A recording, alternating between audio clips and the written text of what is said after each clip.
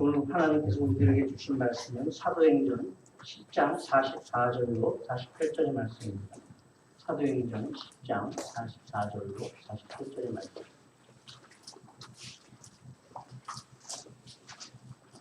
사도행전 10장 44절로 48절의 말씀.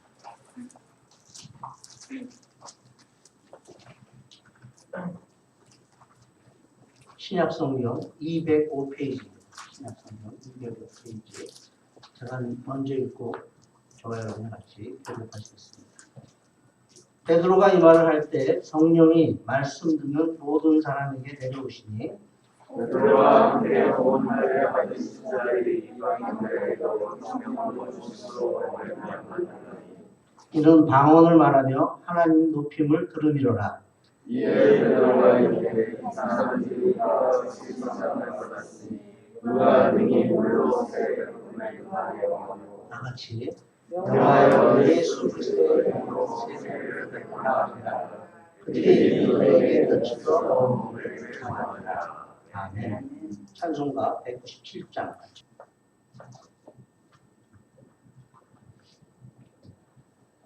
요즘은 사형 제도가 많이 없어졌죠. 그래서 최고가 무기징역 정도로 되는데 사형 선고가 있을 때 사형 선고 성공을 한번 본 적이 있어요. 성공을 봤더니 마지막에 이렇게 써 있습니다.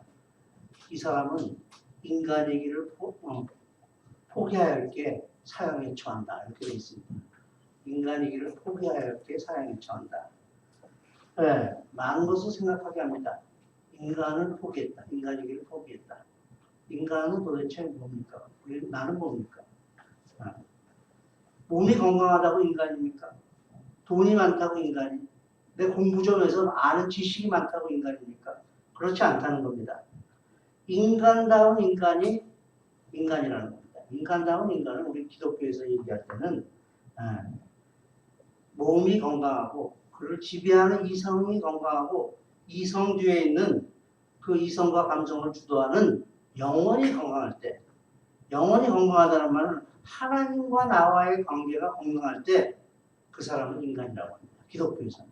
그러니까 믿지 않는 자들이 들으면 굉장히 기분 나빠하죠. 하나님 모르는 사람은 그러면 건강하지 않느냐? 절대로 건강할 수가 없습니다. 믿고 나서 보니까 영적인 세계를 이해하지 못하고는 사람, 죄송합니다. 인간이라고 하기가 참 힘들어요. 그래서 믿는 사람들은 믿지 않는 사람들하고 대화하기 참 힘듭니다. 거기서 탁 막혀버려요. 아마 어떤 사이든 간에. 창세기 6장을 보면은 노아 홍수 이전의 인간을 노아의 홍수가 왜 났냐? 사람이 육체가 돼서 났다. 사람이 육체가 됐다. 무슨 말이냐면 원래 우리가 하나님의 형상으로 지음을 받아서 영을 불어넣어 주셨는데 그 영이 그냥 세상에 혼탁한 세상과 섞이다 보니까 온갖 나쁜 것들이 다 들어와서 육체만 남게 되고 육체와 육체의 욕망만 남게 돼서 노아의 홍수가 왔다고 성경은 말씀해 주고 있습니다. 하나님의 영이 빠진 상태. 그래서 우리가 낙원에서 쫓겨나게 됐고 또 하나님과의 영이 올바르게 연결되지 않을 때 홍수가 시작해서 우리가 심판을 받게 됐다는 겁니다.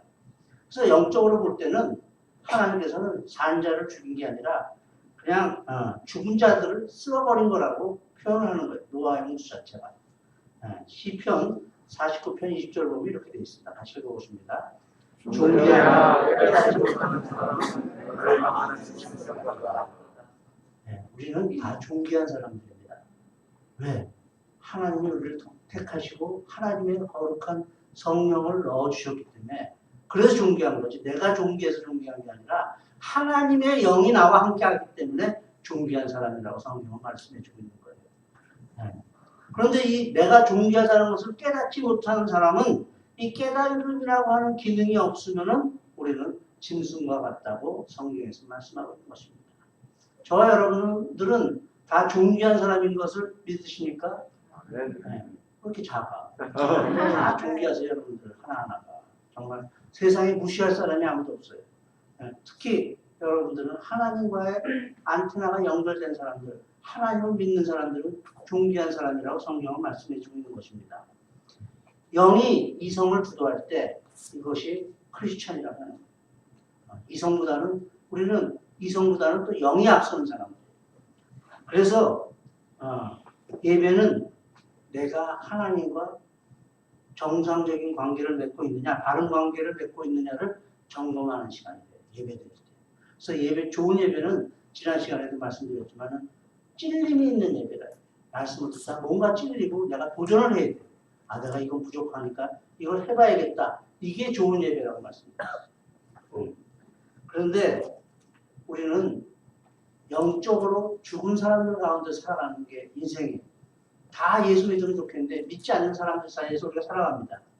그래서 전도는 영적으로 죽은 영혼들에게 하나님의 생명력을 전하는 거예요. 하나님의 생명력을 전하는 거예요. 예수님과의 만남을 주선하는 거예요. 그래서 인생에서 하나님과의 만남보다 더 중요한 건 없어요. 정말 비포 애프터가 완전히 갈라집니다. 하나님을 만난 인생, 만나지 않은 인생. 만나기 전과 만나고 완전히 달라진 거예요. 그래서 오늘 본문을 보면은 기독교 역사상 중요한 만남의 장면이 소개되고 있어요. 고넬료라고 하는 로마 군인, 지금으로 따지면 연대장, 대대장 정도 되는 아주 높은 지배군인, 로마부의 백부장이 되는 고넬료가 초라한 갈릴리의 어부 베드로를 초대하는 장면, 그래서 만나는 장면이 오늘 소개되고 있습니다. 사회적 지위로 얘기하면은 고넬료와 베드로는 이건 얘기가 안 돼요. 지배군인의 아주 높은 백부장, 그리고 초라한 어부, 이게 근데 이 둘의 만남이 오늘 성경에 소개되고 있는 거예요. 만날 이유도 없고 사실은 한평생 안 여러분들도 그렇잖아요. 이렇게 높은 사람들 보면 별로 만나고 싶지 않습니다.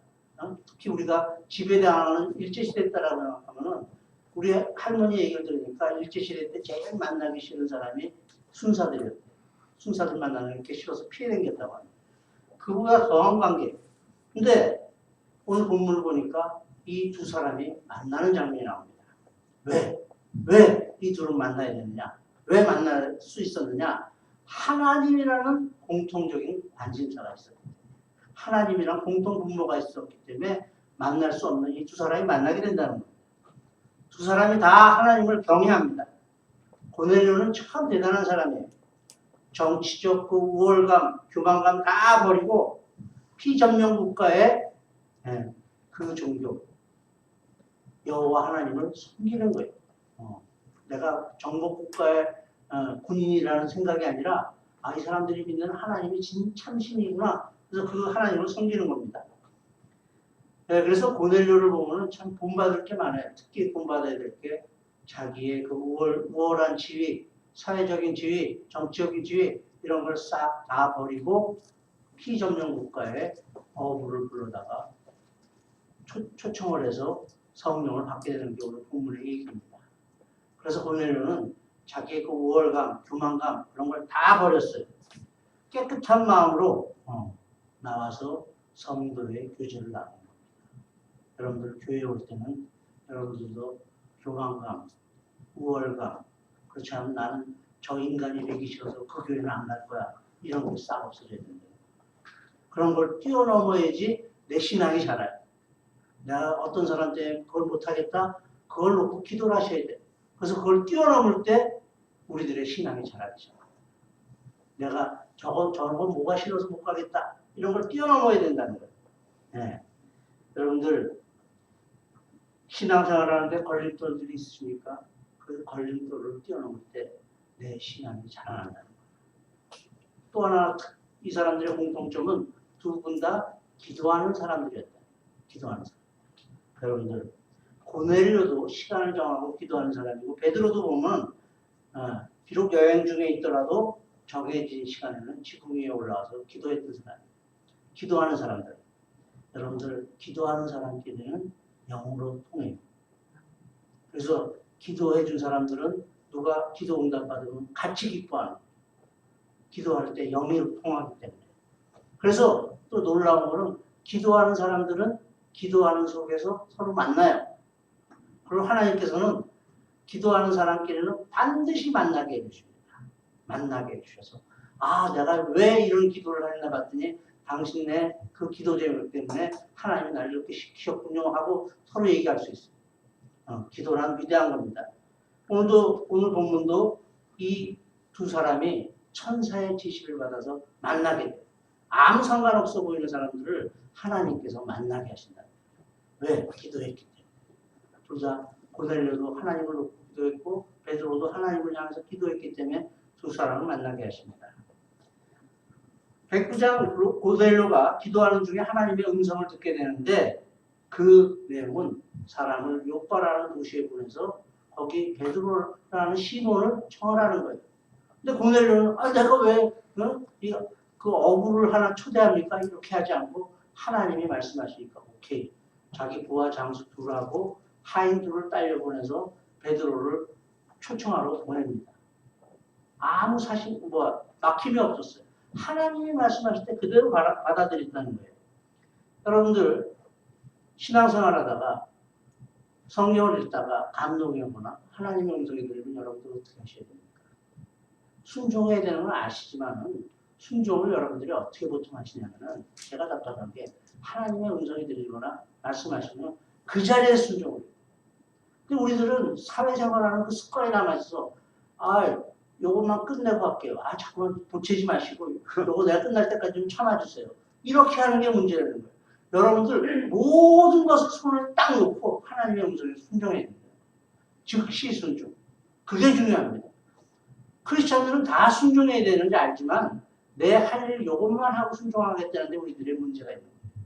즉시 순종. 네.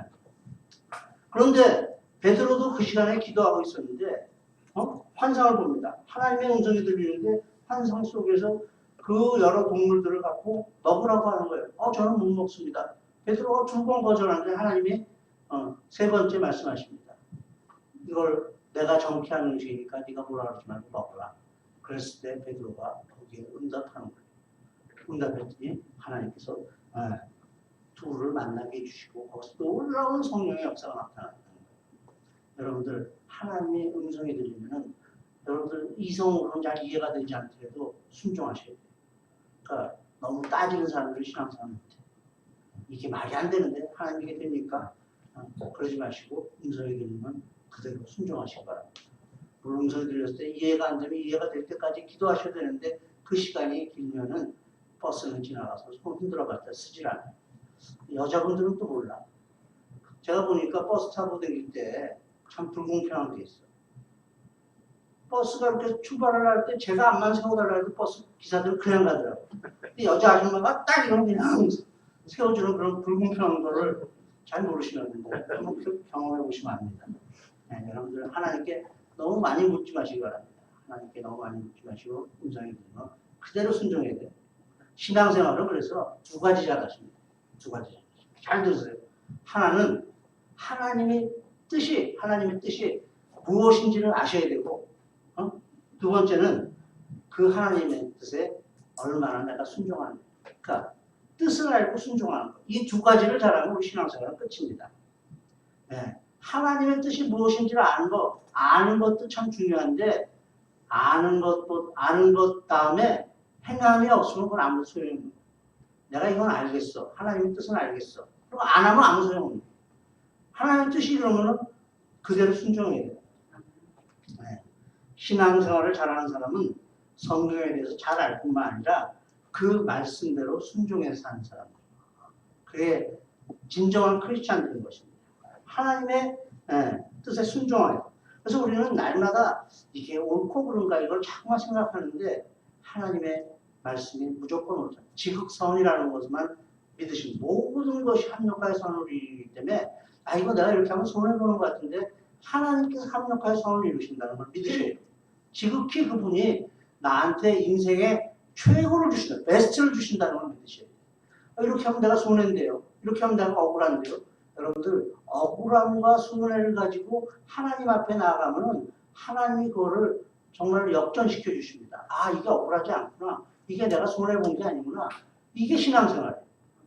여러분들 세상은 억울함과 손해보는 거의 연속이에요. 억울함과 손해보는 거 연속 속에서 우리가 하나님을 선택할 때 하나님, 내가 하나님 때문에 억울하지만 이걸 합니다. 하나님 때문에 손해보지만 이걸 합니다. 그럴 때 하나님께서 합력하여 선을 주시는 거예요. 그런 거 없이 그냥 신앙생활을 말랑말랑하게 하려니까 그게 문제가 되는 거예요. 말랑말랑하게 하지 마시고 억울한 거 당하고 손해보는 걸 택하세요. 그게 좁은 길이고 그때 하나님께서 나하고 같이 동행해 주십니다. 네, 그게 제일 중요합니다. 억울한 거 손해로 이거를 이겨나가야 된다는 거예요. 올바른 판단과 올바른 선택이 우리를 복된 길로 인도합니다. 네. 선택은 그래서 어려운 길로 인도하는 거예요. 어려운 길이 베스트라는 거예요. 여러분들 하나님의 뜻을 우리가 선택하지 않아도 죽지 않아요. 하나님의 뜻을 그대로 따르지 않아도 벼락 맞아 죽지 않고 뭐 그냥 세상 사는 것 같아. 그런데 중요한 거는 영적인 눈을 떠서 목회자 입장에서 보면 여러분들이 하나님께 주신 베스트를 포기하는 거예요. 세컨 레벨의 삶을 살아가는 거예요. 죽지 않아요. 근데 하나님이 주신 그 복된 삶을 살지 못하고 그냥 세상 사는 사람들과 똑같이 살아가게 된다는 것입니다. 우리는 세상을 살아가면서 하나님을 택할 것인가 세상을 택할 것인가 언제나 내적인 갈등을 하고 삽니다. 그거는 여러분들만 그런 게 아니라 설교하는 목사도 마찬가지예요. 갈등이 있어요. 갈등을 하고 그래도 끝에 가서 하나님을 선택하는 사람이 복된 사람이라는 거예요. 성경에서. 갈등 없이 하나님을 택할 수 있으면 좋은데 우리 인간은 야가 빠지고 그리고 정말 좋은 것만 좋아하기 때문에 그게 잘 되질 않아요. 그렇지만 여러분들이 갈등하다가 하나님의 성경 말씀에 따라서 하나님을 선택하게 될 때 그것이 위대한 크리스찬이에요. 그런 사람들을 하나님께서 기뻐 받으신다는 거예요. 하나님 때문에 손해볼 때 하나님의 영이 우리한테 임하시는 거예요. 우리가 세상을 살다 보면 참으로 갈등하는 일들이 많이 발생합니다. 그 갈등 속에서 내 뜻을 선택하면 자기 중심적인 삶을 사는 것이 되고 하나님을 선택하게 되면 하나님 중심적인 삶을 살게 됩니다. 거기서 완전히 달라집니다. 그래서 하나님 중심으로 자꾸만 선택할 때마다 우리의 신앙은 자라게 되고 우리의 믿음은 커지고 그래서 배짱이 생기고 세상에 어떤 어려운 일이 와도 점점 더 이겨나갈 수 있게 된다는 겁니다. 그래서 기독교의 영성은 내 뜻을 내려놓고 하나님의 뜻을 받아들이는 거예요. 신앙의 신비는 신앙생활하는 신비는 여러분들이 하나님의 뜻을 선택하면은 앞에서는 손해보는 것 같고 모자라는 것 같지만 결국은 많이 남게 되고 내 뜻을 선택하면은 앞에서는 잘 되는 것 같고 남는 것 같지만은 결국에는 모자라게 됩니다. 이게 참으로 신앙의 신비입니다. 하나님을 선택하면은 그분이 놀랍게 채워주시고 또 후이 넘치게 주시는 거예요. 그래서 손해보는 것 같지만 하나님을 선택하시길 바랍니다. 아멘. 본문으로 돌아와서 베드로는 또 유대인들은 참 교만한 게 있어요. 유대인들은 로마 사람이라 해도 이방인이야. 유대인이 가장 세상에 선택받은 위대한 민족이기 때문에 로마인조차도 이방인이라 해서 이방인들과 같이 서로 보지 않고 음식을 같이 못 먹게 돼 있었어요.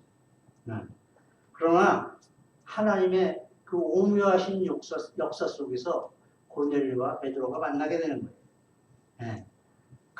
여러분들 구약을 읽어보면 이스라엘 백성들은 옷이 두 벌이 없었어요. 옷이 몇 벌이 없었습니다. 네.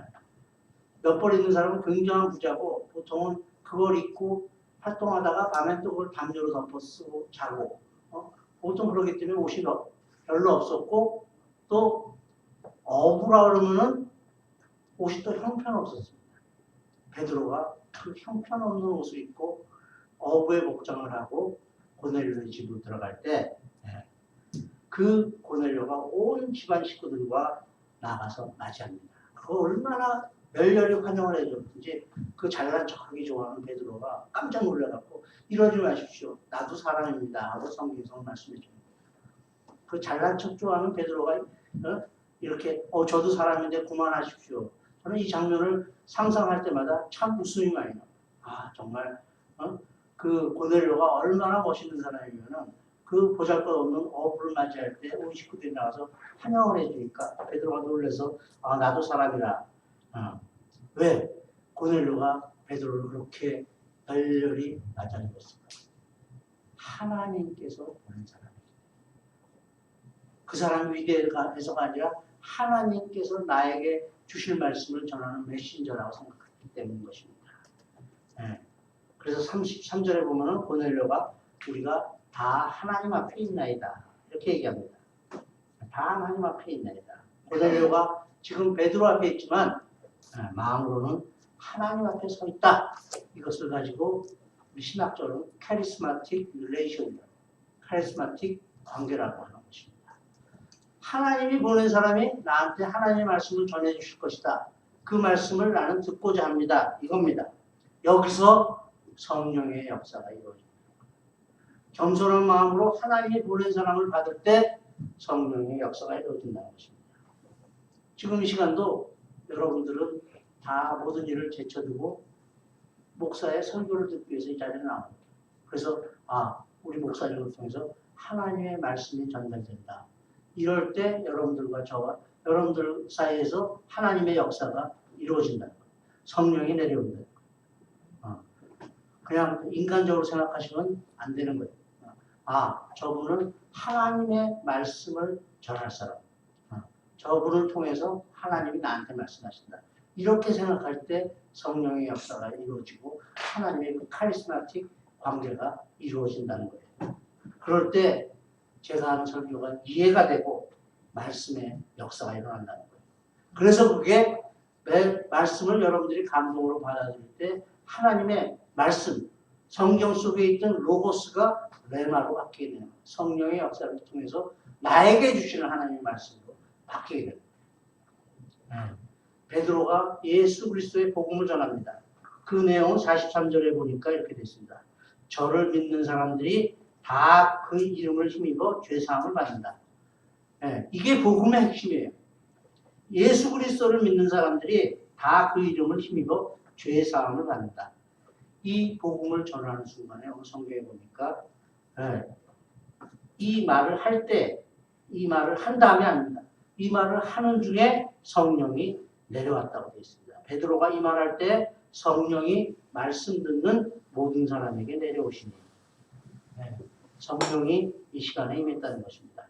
말씀이 전해지고 성령이 임하고 그 순간 우리들의 마음의 문이 열리고 그러고 나니까 말씀이 쏙쏙 들어오기 시작합니다. 이게 그런 말씀이구나. 저런 말씀이구나. 여러분들 성령이 아니고서는 여러분들이 제가 하는 말씀이 다 이해가 안 돼요. 성령이 아니고서는 말씀이 이해가, 성경도 그렇고 전부 다 성령의 조명 아래 이해하게 되는 거예요. 자, 베드로가 이제 설교를 하는데 여러분들 이 사실을 잘 아셔야 돼요. 베드로는 히브리어를 아람어를 쓰는 사람이에요. 고넬료는 로마말, 라틴어를 쓰는 사람입니다. 그러니까 베드로가 라틴어를 알 리가 절대 없어요. 절대 없습니다. 베드로가 공부를 그렇게 잘한 사람이 아니에요. 아람어로 말씀을 전할 때 고넬료가 알아들었다는 겁니다. 영적인 걸로 풀어나갔다는 거예요. 제가 중국에 갔을 때 한번 그런 경험이 있습니다. 중국어를 못하는데 중국 사람들을 놓고 공부를 가르친 적이 있어요. 일주일 동안 중국에 가서 합숙을 하는 적이 있었습니다. 그럴 때 제가 한국말로 하면 옆에 중국 동pon지 같은 옆에 교포가 서갖고 중국어로 번역을 해서 이렇게 말씀을 전하는데 안 전해지더라고요. 그 사람이 무슨 말 하는지도 모르겠고 나는 하다가 이게 신이 안 나, 못하겠어. 그런데 그 영적인 관계가 덜 맺어져서 오늘 베드로는 설교를 하는데 아람어로 하는데 고넬료가 감동을 받기 시작하고 그때 처음으로 성령이 내려왔대요. 그래서 오늘 읽은 이 본문을 이방인들의 오순절이다. 유대인들의 오순절은 마가의 다락방에 처음으로 내려왔습니다. 그래서 이방인들은 절대 성령 못 받는다 이런데 오늘 베드로가 설교를 할 때 성령이 내려와서 사람들을 감동감화 시키니까 거기서 영적으로 다 감동받았어요. 영적으로 감동받았어요. 설교를 잘한다 못한다가 아닙니다. 무슨 말을 했느냐가 중요하지 않고 영으로 통한다는 거예요. 성령으로 통한다는 거예요.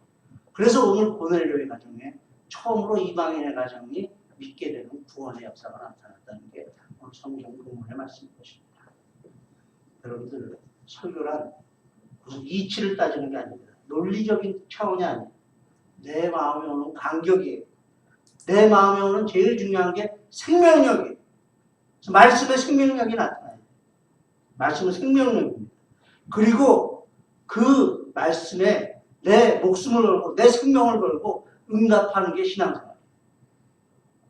거기에 내 생명을 내걸고 응답해야 됩니다. 성경을 잘 알지는 못했지만 알아듣게 되었다고 말하는 것이 그 때문인 것입니다. 여러분들 성경의 해석자는 개신교가 참 그 여러 가지 설이 나올 수 있는 게 성경의 최종 해석자는 성령입니다.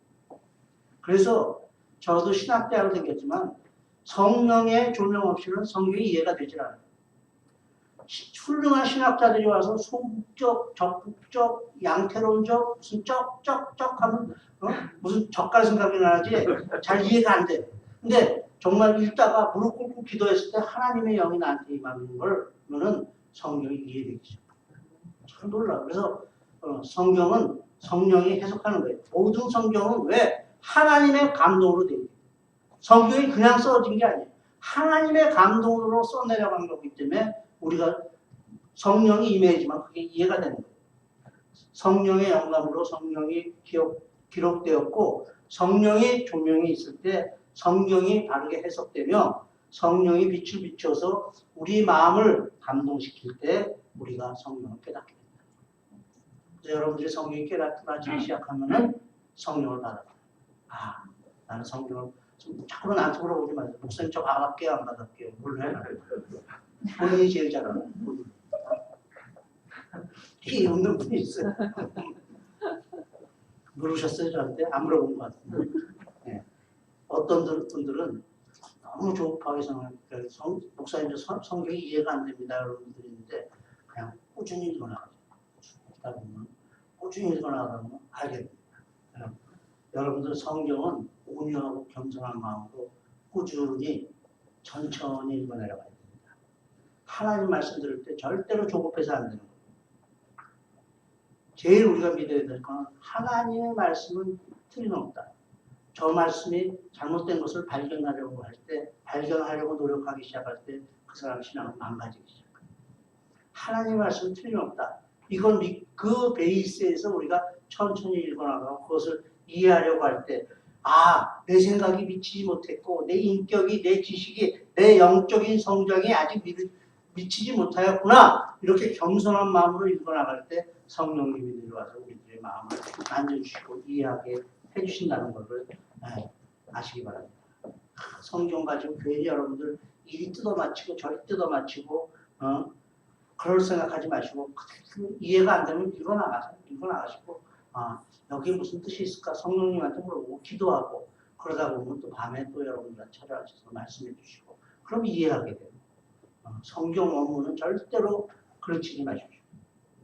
신학자 20세기의 위대한 신학자가 둘 있습니다. 칼 바르트하고 바누스라는 신학자가 있는데 칼 바르트가 그 위대한 신학자가 하나님의 말씀이 성경 안에서 나를 기다리신다.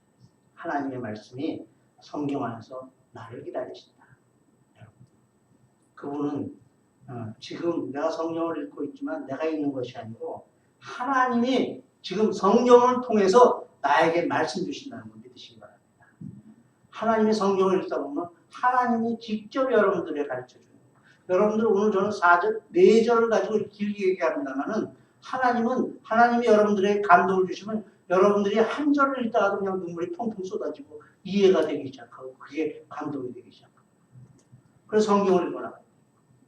설교 듣는 것도 중요하지만 성경 읽는 게 더 중요해요.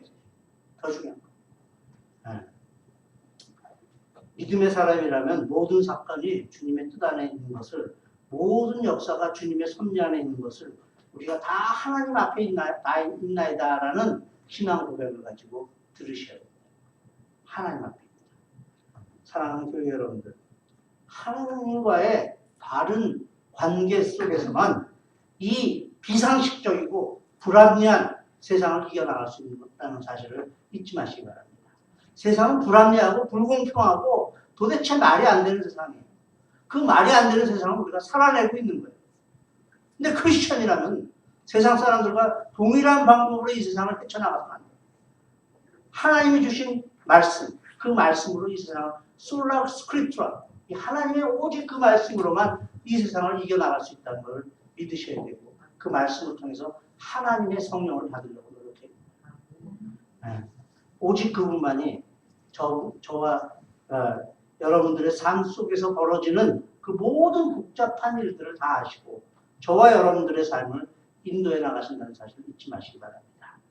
전능하신 그분의 능력에 부족한 나의 삶을 온전히 의지하여 풍랑이는 이 세상을 이겨나가시는, 헤쳐나가시는 저와 여러분들 되시기를 예수 그리스도의 이름으로 축원합니다. 기도하시겠습니다. 하나님 주님, 로마의 백부장인 고넬료의 가정이 겸손히 기도할 때 성령님 찾아가셨던 것과 같이 우리 모두가 편견과 교만함을 다 버리고 온전히 성령의 임하심을 사모하며 살아가게 하여 주시옵소서. 이제 이후로 흔들리는 우리들의 삶이 말씀의 능력에 이끌려 살아가는 성령 충만한 삶이 되게 하여 주시옵소서. 말씀이 육신이 되어 이 땅에 오신 예수 그리스도의 이름으로 간절히 기도하였습니다. 아멘.